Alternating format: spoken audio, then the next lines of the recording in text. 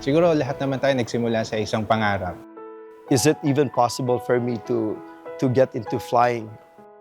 Sa umpisa, lahat mahirap eh. Kahit anong field. Sa umpisa, kung nag-uumpisa ka pa lang, it's really rough. You will lose a lot of sleep. Minsan, 24 hours, gising ka pa. I'm more often having trouble as well catching up with my sleep. So, yan ang pinakamahirap para sa amin. Mahirap yung trabaho. Minsan wala kang tulog, kulang sa tulog. Then, pressure. Pero, yun yung passion eh, na kahit nahihirapan ka, nag-e-enjoy ka gawin because yung purpose mo na fulfill. You don't have to worry. You just have to trust the Lord.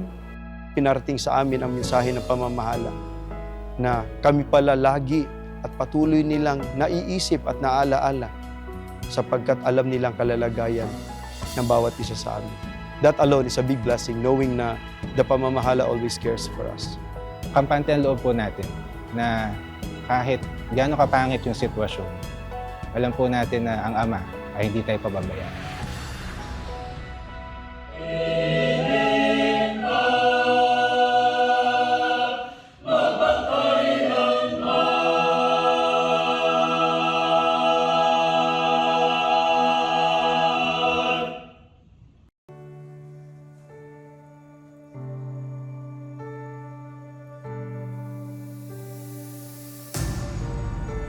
As days pass more, I yearn for us to be in the true home that God made for you and me. 'Cause we're both tired of problems in every corner that makes life in this world harder. Let's not lose hope, for it's drawing nearer. The joyous moment for us, His nation, the promised salvation. Put our hope in what's ahead and all of His great promises in the grace that will be ours. Put our hope in the grace that will be ours. Put our hope in the grace that will be ours. Put our hope in the grace. Put our hope in the grace that will be ours. Will be ours. While we wait for His Son's return, let's promise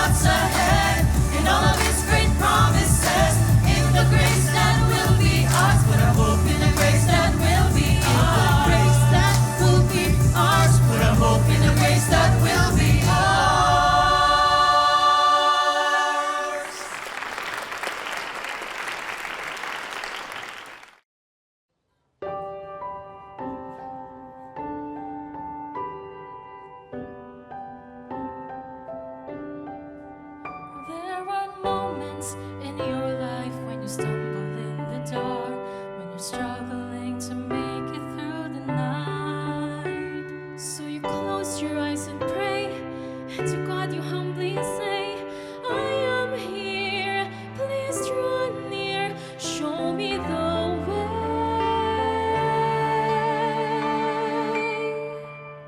And you look up to a glimmering night sky. You will smile at the light of the stars. What you feel in the air, what's been there all around you, God's love. You're still blessed by God.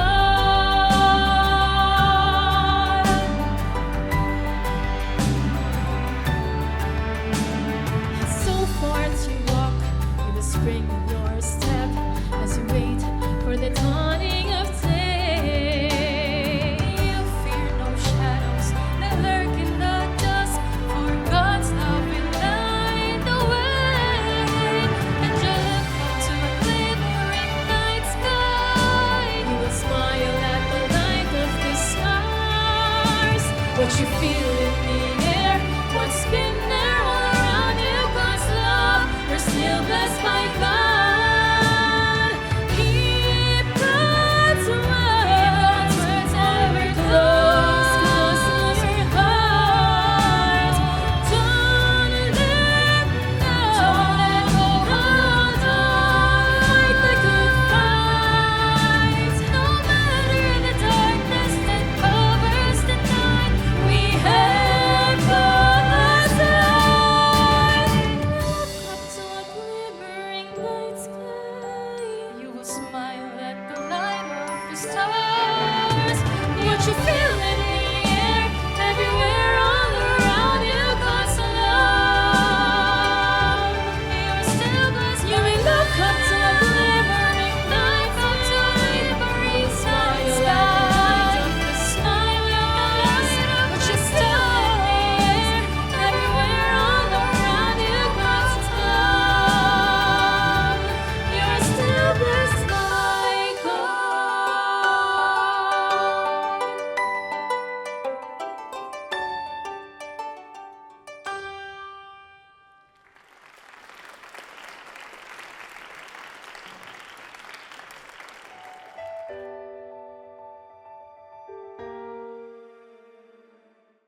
Ako po ang kapatid ni Renz Ansel Correos. Kasalukuyang nagtatrabaho sa Aviation Partnership bilang isang manager for component shop at group leader sa SEA Aviation at katiwala po ng grupo sa aming lokal. Ako po si kapatid na Randel Serra from the congregation po of Canlubang, Distrito Eclesiastico po ng Calamba City. I was born and raised in Cebu. And the neighborhood, the subdivision in which I lived in when I was a kid was within the 5-mile perimeter of the airport. And it happened na yung bahay po namin is tinatamaan na approach course ng runway. But this was the old airport, which was the Lahug Airport. After school, every afternoon, when I get home, tumitingala ako, I always see all these small airplanes. We call this the training airplanes na dumadaan sa bahay. So I was fascinated. I mean, how come is such a heavy metal get to fly aloft? From then on, I asked my parents na, is it even possible for me to get into flying? Pinangarap ko maging isang astronaut. So, growing up na ngayon, nung ako yung mga bandang high school na, ay wala naman palang astronaut dito sa, sa Pilipinas. Kaya ang pinakamalapit na dun is yung aviation industry. Then, meron din akong mga kamag-anak na nagtatrabaho din bilang mekaniko at engineer sa aviation. Kaya sila rin yung mga naging inspirasyon ko na kumuha nitong kurso para maging isang aircraft engineer.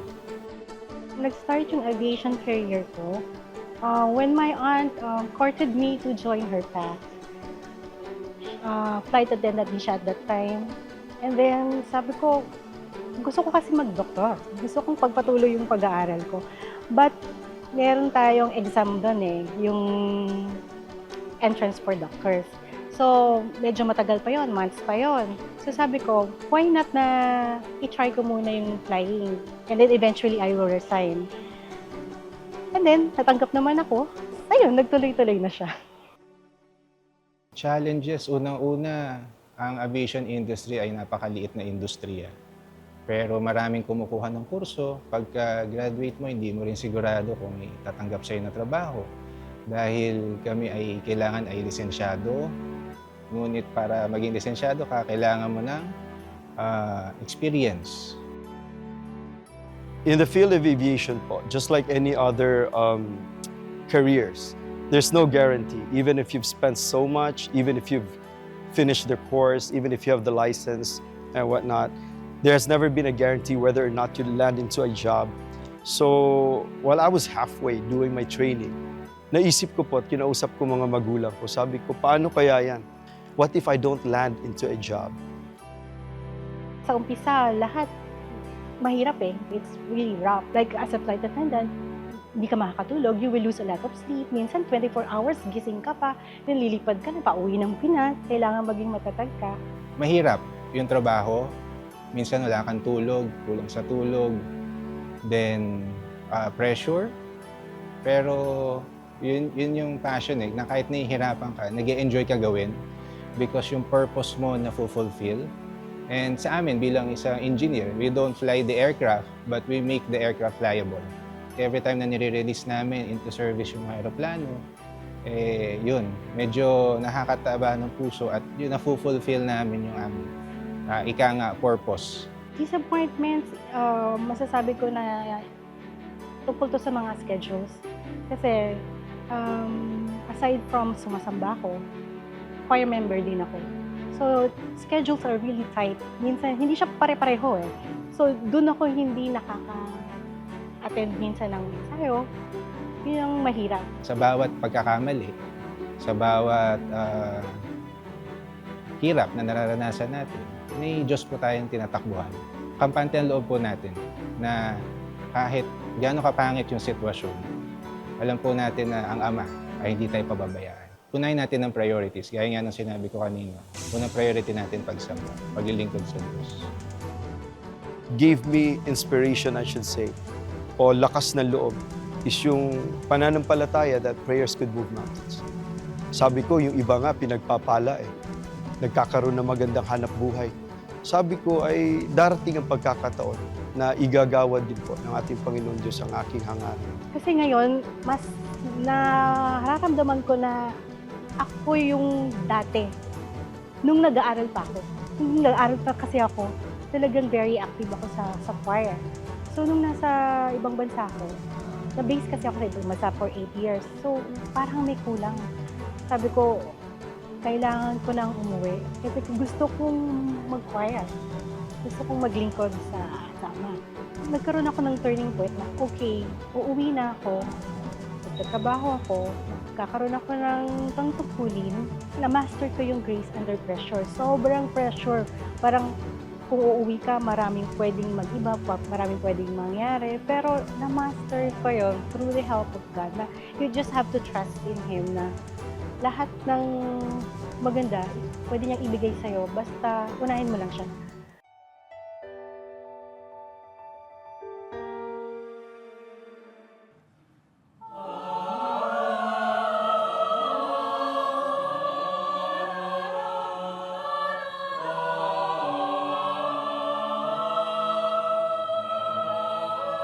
Ama, salamat po sa awat tulong mo sa aking paglalakbay.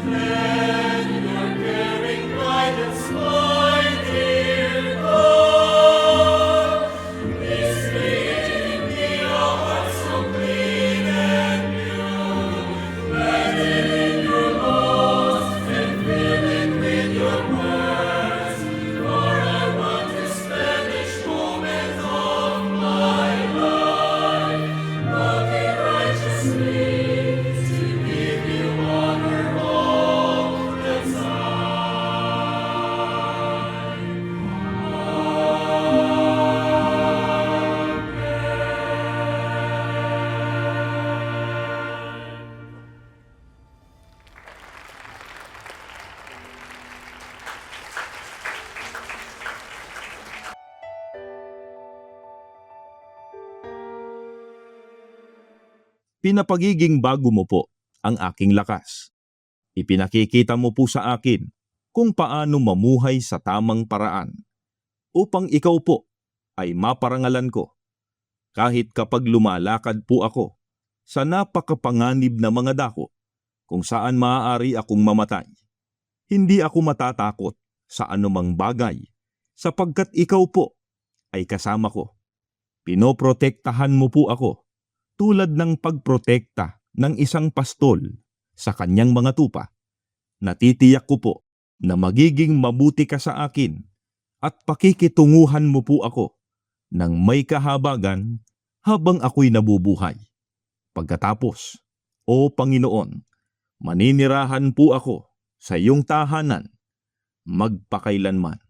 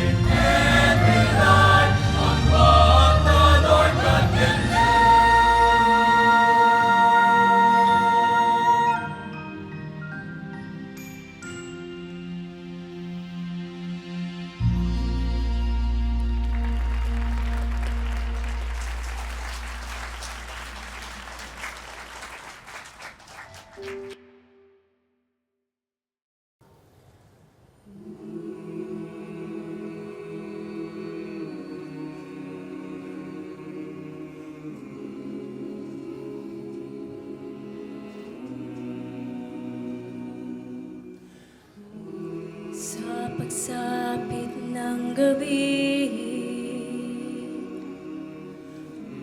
tuwing ako ay uuwi, pagod ay damang-dama sa buhay na di madali. Ngunit kahit ganito ulit bukas, at maaaring sa susunod pa, nalalaman ko balang araw ay makakapiling ka.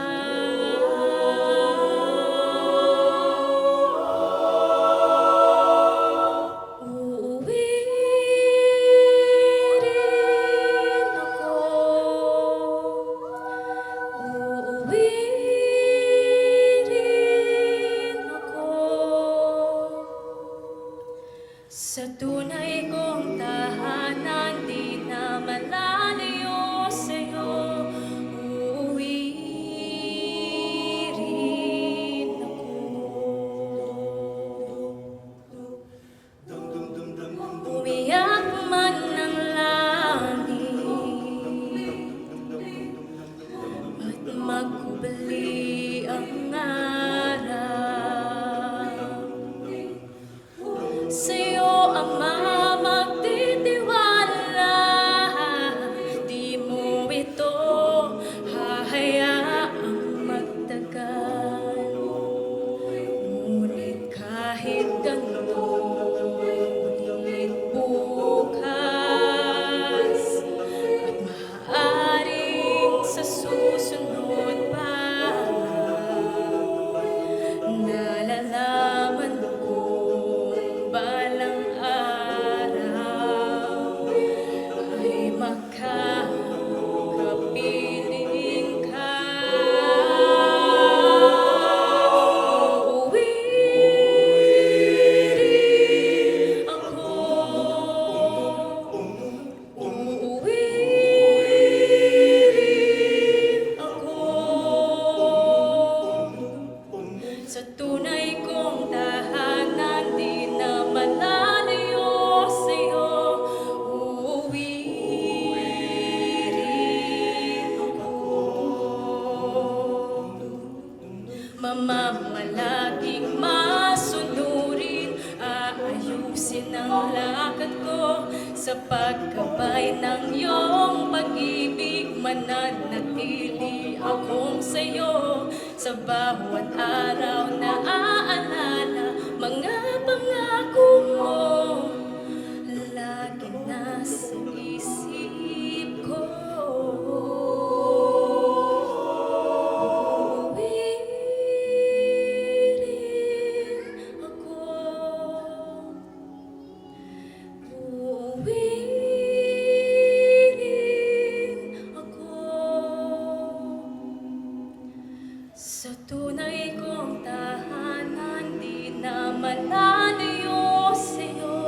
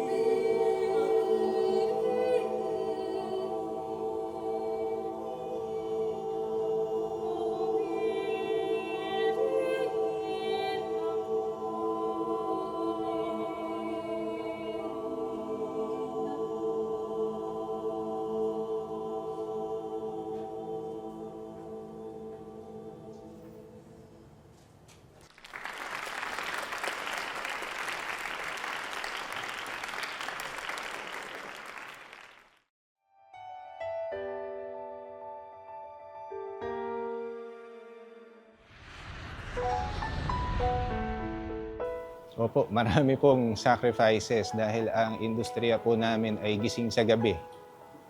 Dahil ang eroplano po ay nagpapahinga lang po overnight. So lahat po ng maintenance work, engineering function, majority of that is sa gabi po na nangyayari. But alam naman po natin may mga unexpected delays, weather and maintenance concern or aircraft concern. Yun po yung talagang medyo nagpapa-pressure at cons po sa amin. Tinatawid po namin minsan yung buong Pacific Ocean twice sa isang linggo. Ganyan po ka-hectic minsan ang schedule. Although there are parameters that we have to comply with, like the rest periods, pero when you fly at night, it's always an unpredictable moment po. Time, definitely. Minsan morning shift ka, magulat ka na lang, mid-shift ka na, then nasa graveyard shift ka na. And sometimes you're in Manila, sometimes you're in Cebu, sometimes you're in Davao. You'll never know kung saan ka mapupunta every time na papasok ka. The destination is one question and the next question is kailan ka uwi. So when the aircraft needs us, we go to that station, repair it until such matapos siya. Then saka lang kami makaka-uwi sa aming pamilya. Nahahandle ko yung time sa family kapag, of course, pag days off. Pag nandito lang ako, minamaximize mo yung time mo. Kasamang sila, lalo na sa mga pagsamba, sabay-sabay kayo. Proper time management. Sa pagsamba po, ano po yun? Non-negotiable po. Ginagawa namin ng paraan, inuuna namin, minamanage namin, saan pupunta, anong oras ito, para magampanan yung tungkulin namin. When our schedule comes out and there's no point na darating kami sa isang dako na abutan namin pagsamba, we can always do exchanges po with our colleagues, our fellow pilots. Ganun din po ginagawa ng mga flight attendants. So we really have to tie ourselves into proper planning. Kasi we're not of that po, talagang mahirap. Especially po when you get to other places. Umaga dito yung time zone sa Philippines, pero doon, gabi. Or minsan gabi naman dito, umaga pagdating namin sa Amerika. So our body clock tells us, dictates us, hey, you have to sleep. Bakit? Gabi dun sa lugar na pinanggalingan mo, kaso may pagsamba. So it's also, kasi tinatawag ng sanayan, yes it is. But for me, it's not just basically sanayan, it's more of a discipline. Because once you know what's your priority, that would come into place. Pumipili ako ng schedule. It will take me hours para pag-aralan yun. Ang isang tao, hindi iglesia ni Cristo. Pipili lang siya ng schedule. Ang gagawin lang niya, dito gusto ko pumunta. Ito, gusto kong puntahan itong bansang to. Ganun lang kadali. Pero dahil tayo ay iglesia ni Cristo, ang daming considerations. Pagsamba, ensayo, 2 beses sa isang linggo. Bukod sa ensayo, yung pagtupad mo, bakit ko nagagawa yan? Kasi schedule ko, pinapanalangin ko muna yan bago ko ipasa sa company. Sabi ko, sana tulungan niya ako na magampanan ko to at my best. Alam po ng aking superior na tuwing Huwebes at Linggo ako po isasamba. Kaya po ang ginagawa ko po talaga, una po lagi ang pagsamba. Kung may malapit na ibang lokal or kahit malayo nga po na lokal. Basta ang importante po makasamba po muna. Ngayon, hindi po may iwasan na abutan kami sa ibang lugar. Kaya po talaga ang mga damit pagsamba ko po ay talagang bit-bit ko na po. Ngayon, being a president naman sa SEA, I think one of the biggest accomplishment, not by myself, but all the officers, is that every time we fly to other places, we gather all the information that we need. So halimbawa, ako ngayon lumipad sa San Francisco. The next weekend, lumipad ito isang kapatid na piloto or flight attendant of that. Ipapasa na namin, o kapatid, may pagbabago sa pagsamba sa dakong ito ha.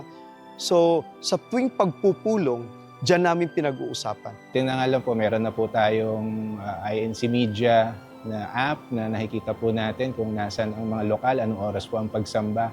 Napakalaking tulong po sa amin nun dahil yun nga po, hindi nga po namin lang saan kami pupunta Tapos lokal pa po, hagahanap pa po kami ng lokal. Nung nagkaroon po ng INC Media na website, talagang napakalaking tulong po sa mga katulad po namin na kung saan napapadpad. At hindi po namin napapabayaan yung mga pagsamba.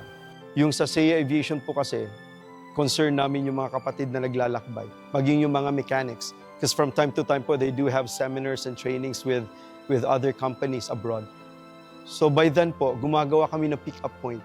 So we get in touch with the local po, kung sino yung mga kapatid who live nearby the hotel where we are housed when we're abroad.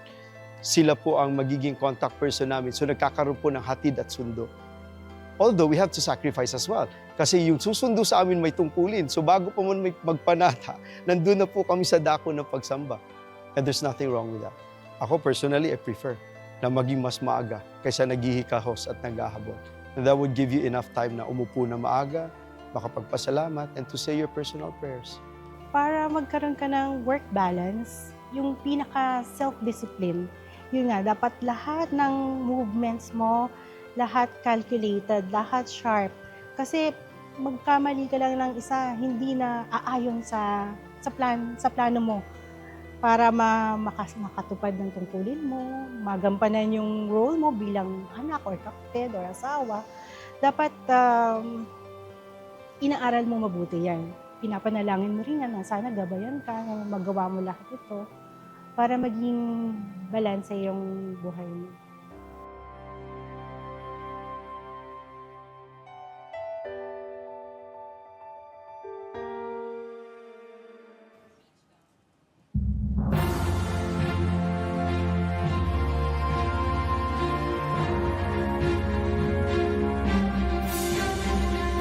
Daming tao sa mundo, ngunit tayo ang pinili ng Ama.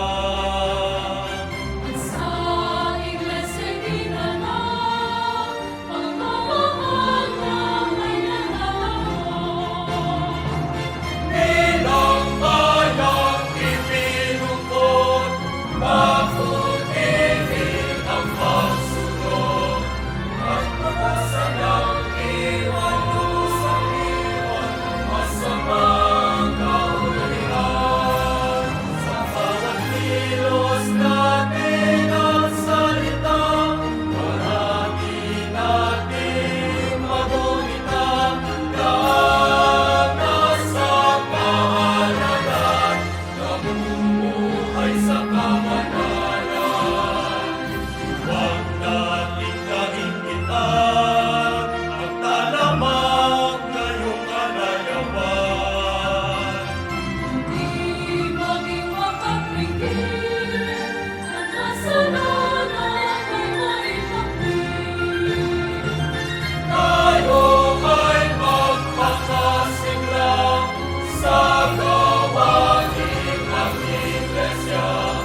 At huwag tayo magsawa o magsawa ng tuklipon ano't awan. Hanggang ang kaligtasan ay makamtan, sa tuwing ay ating panindigan.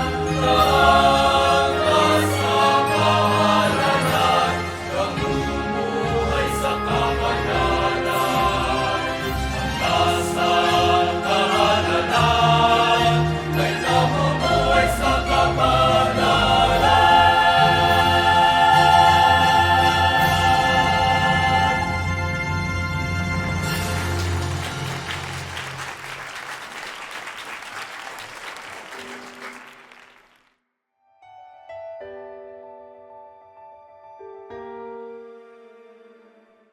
Sambahin ninyo ang Diyos kung nais ninyo ang pinakamabuti.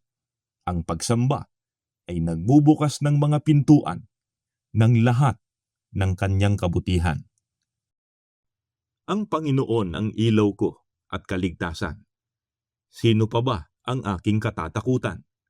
Ang Panginoon ang muog ng aking buhay. Sino pa ba ang aking kasisindakan? Kung buhay ko'y pagtangkaan ng taong masasama, sila'y mga kalaban ko at mga kaaway nga. Mabubuwal lamang sila at mapapariwara. Kahit isang hukbo ang sa aki pumalibot, hindi pa rin ako sa kanila matatakot. Salakayin man ako ng mga kaaway, magtitiwala pa rin ako sa may kapal. Sa Panginoon ay isang bagay lang ang aking hiniling. Iisa lamang talaga ang aking hangarin, ang tumira sa templo niya habang buhay, upang kagandahan ng Panginooy aking mapagmasdan at dooy humingi sa kanya ng patnubay. Itatago niya ako kapag may kaguluhan. Sa loob ng kanyang templo, ako'y iingatan. Sa ibabaw ng batong malaki, ako'y ilalagay.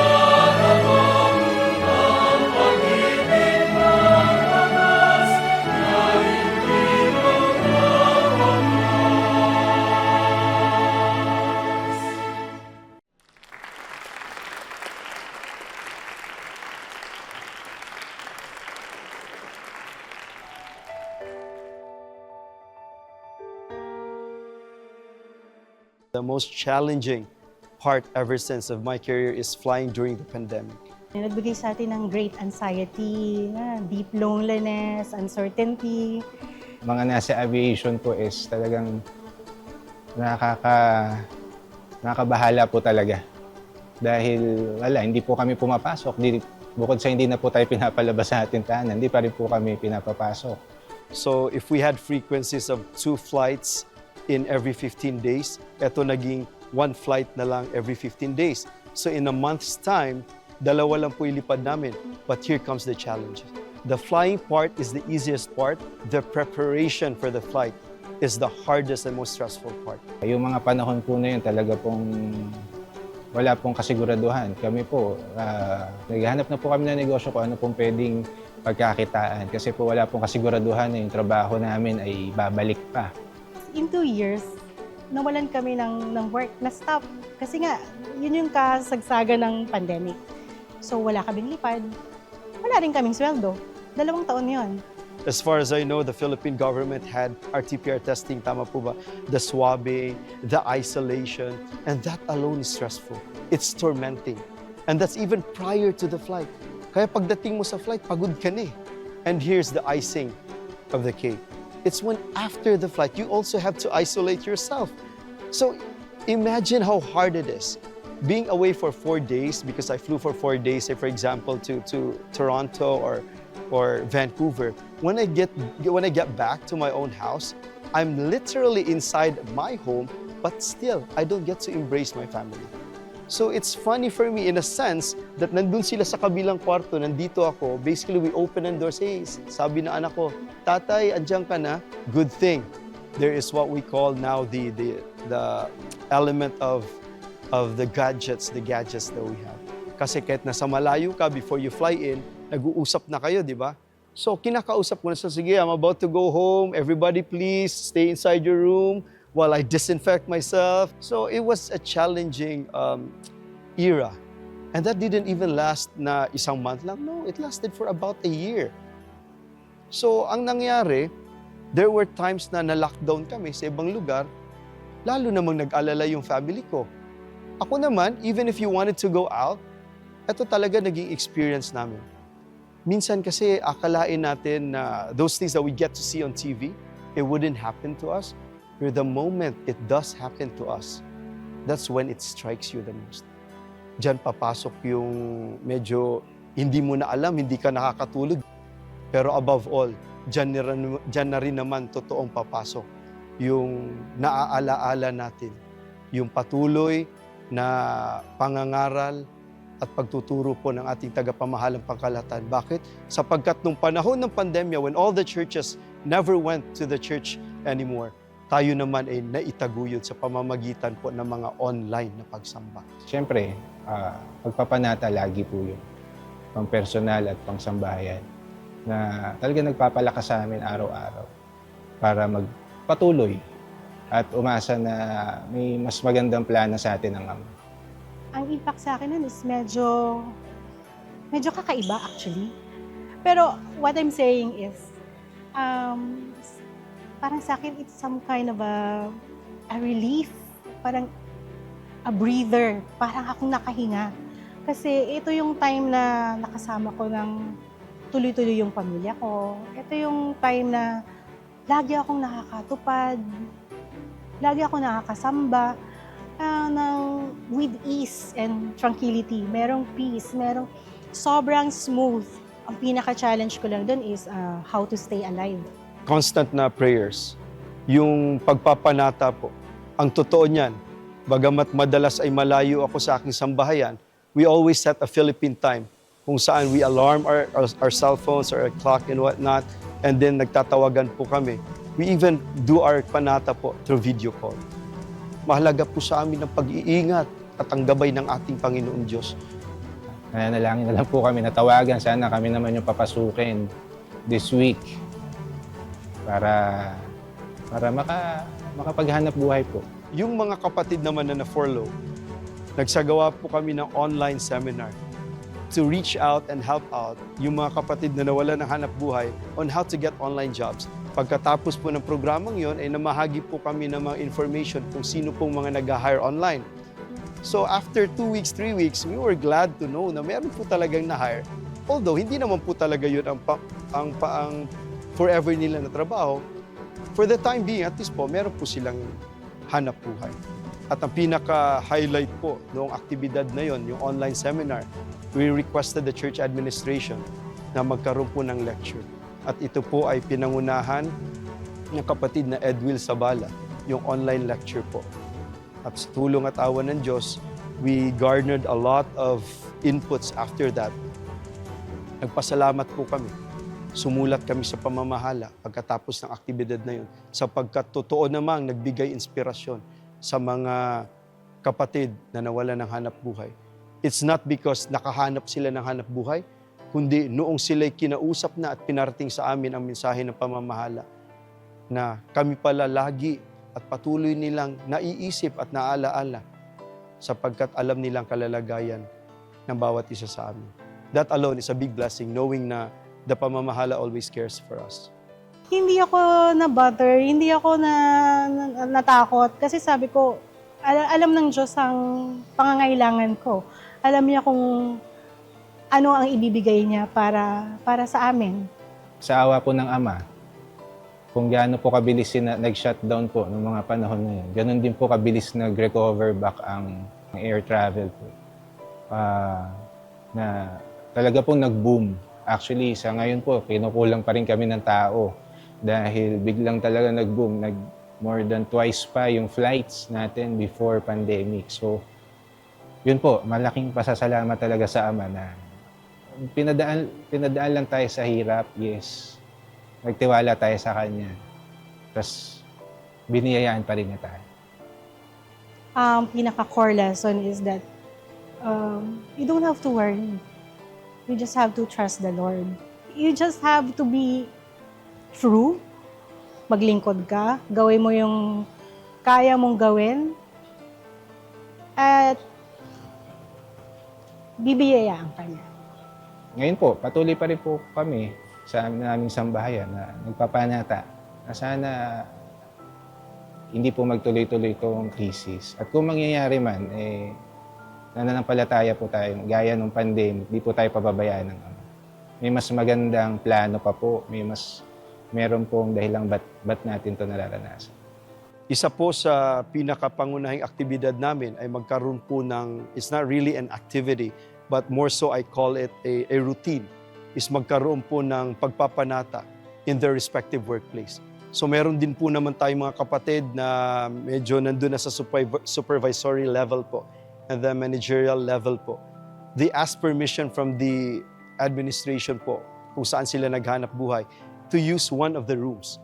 Kung saan during their break ay nagtitipon-tipon po sila at doon po ay isinasagawa nila ang pagpapanalangin po. As long as nasa aviation ako, since ito na yung kaya kong gawin, ito lang yung alam kong gawin kasi 28 years na ako lumilipad, ito na lang talaga yung alam kong gawin. Ang pinakagusto ko lang is maging worthy ako in His eyes, na maging karapat-dapat ako sa mga biyayang inilalaan niya para sa akin.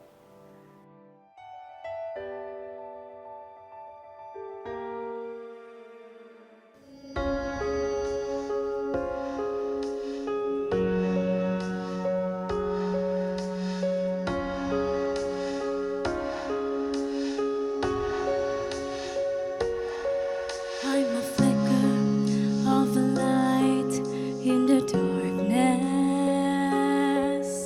but in the still of night, I'm bright as a flame. Even if the shadows surround me, I am fearless. I bear with me your name. I want the world to see your love and majesty.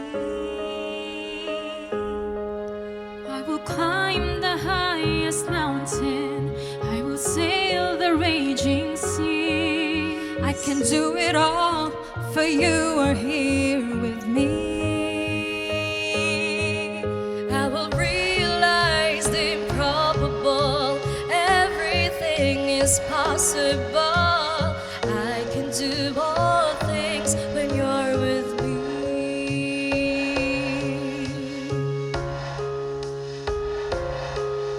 Like a whisper that reminds me to be ready. Your teachings keep me sheltered in the storm. Brave the winds that batter me so fiercely. Your words spur my heart, how it roars. I want the world to hear of your love and majesty. I will climb the highest mountain. I will sail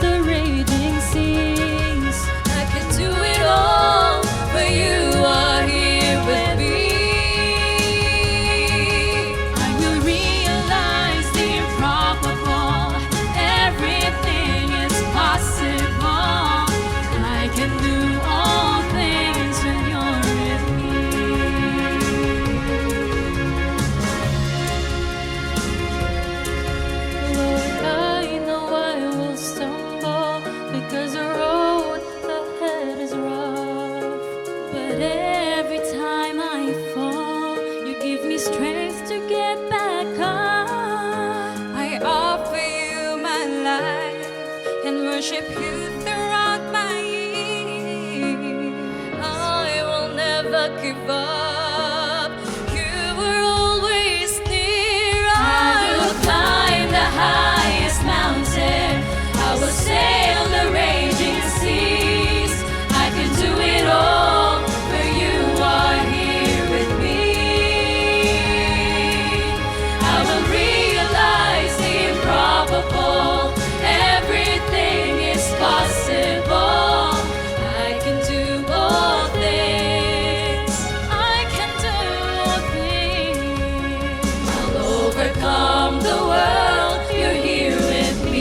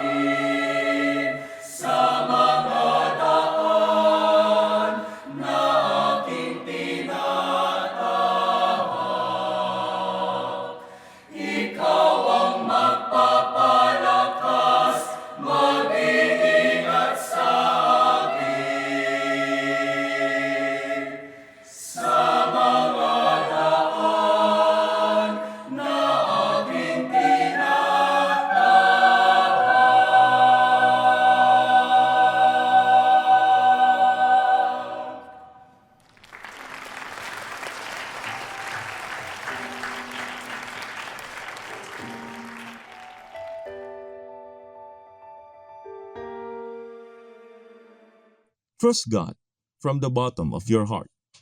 Don't try to figure out everything on your own. Listen for God's voice in everything you do. Everywhere you go is the one who will keep you on track. Be delighted with the Lord, then He will give you all your heart's desires. Commit everything you do to the Lord.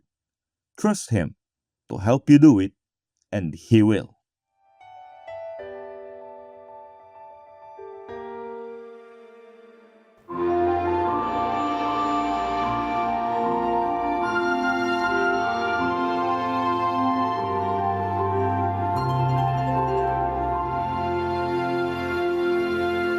Why should I be overcome by worry and dismay? Why should I grow weak or let depression overpower me? I know that I am defended and cared for constantly by the one true God Almighty, and I feel His love so great. In my Almighty Father, I firmly place my faith. Whatever else may happen in this world, He is my strength and refuge. He will come to my aid. I trust Him every day in my sojourn. If tribulations and woes suddenly arrive, piling up in painful tests and hardships that assail my life, I strongly cling to His promise with hope and certainty. He will act to make all things right. Truly He will rescue me. In my Almighty Father, I firmly place my faith. Whatever else may happen in this world, He is my strength and refuge. He will come to my aid. I trust Him every day in my sojourn.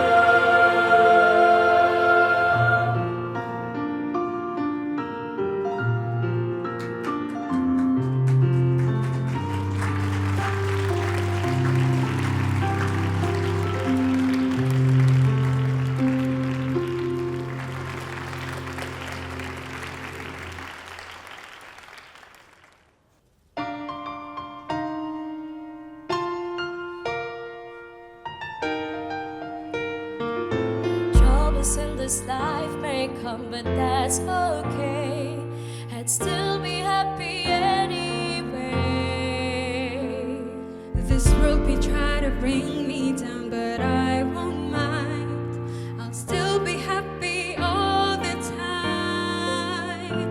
For my Lord Jesus Christ has said, His power is made perfect to me. During times when I'm weak, I'm not alone.